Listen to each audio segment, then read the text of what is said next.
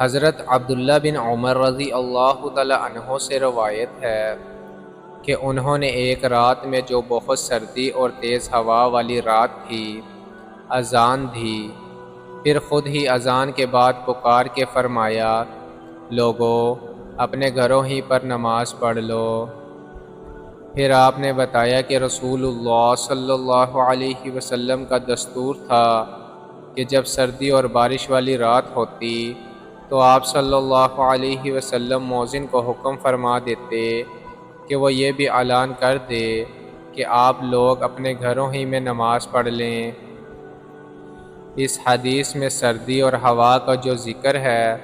ظاہر ہے کہ اس سے غیر معمولی اور خطرناک قسم کی سردی اور ہوا ہی مراد ہے، اور ایسی صورت میں یہی حکم ہے۔ اسی طرح بارش اگر اتنی ہو کہ مسجد تک جانے میں بھیگ جانے کا اندیشہ ہو، یا راستہ میں پانی یا کیچڑ یا پھسلن ہو، تو بھی یہی حکم ہے، یعنی اجازت ہے کہ نماز گھر ہی پر پڑھ لی جائے۔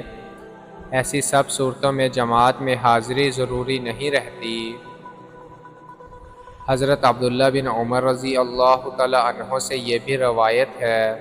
کہ رسول اللہ صلی اللہ علیہ وسلم نے فرمایا، جب تم میں سے کسی کا رات کا کھانا کھانے کے لیے سامنے رکھ دیا جائے اور دوسری طرف مسجد میں جماعت کھڑی ہو جائے تو پہلے وہ کھانا کھا لے، اور جب تک اس سے فراغت نہ ہو جائے جلد بازی سے کام نہ لے۔ شارحین نے لکھا ہے، اور واقعہ بھی یہی ہے، کہ یہ حکم اس صورت میں ہے کہ جب آدمی کو بھوک اور کھانے کا تقاضا ہو اور کھانا سامنے رکھ دیا گیا ہو۔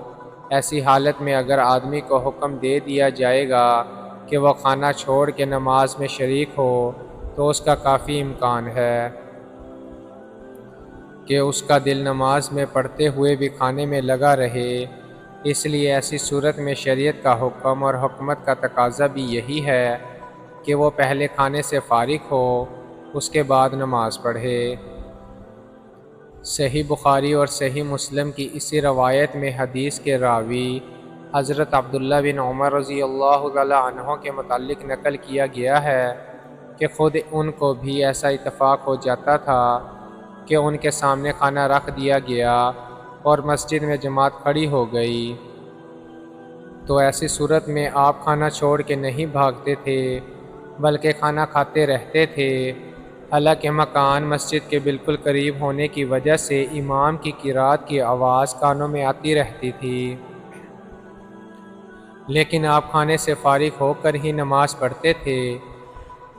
اس کے ساتھ یہ بھی ملحوظ رہنا چاہیے کہ حضرت عبداللہ بن عمر رضی اللہ تعالی عنہ شریعت اور سنت کے بے حد پابند بلکہ عاشق تھے۔ ان کا یہ طرز عمل خود ہی ان کی روایت کردہ مندرجہ بلا حدیث ہی کی وجہ سے تھا۔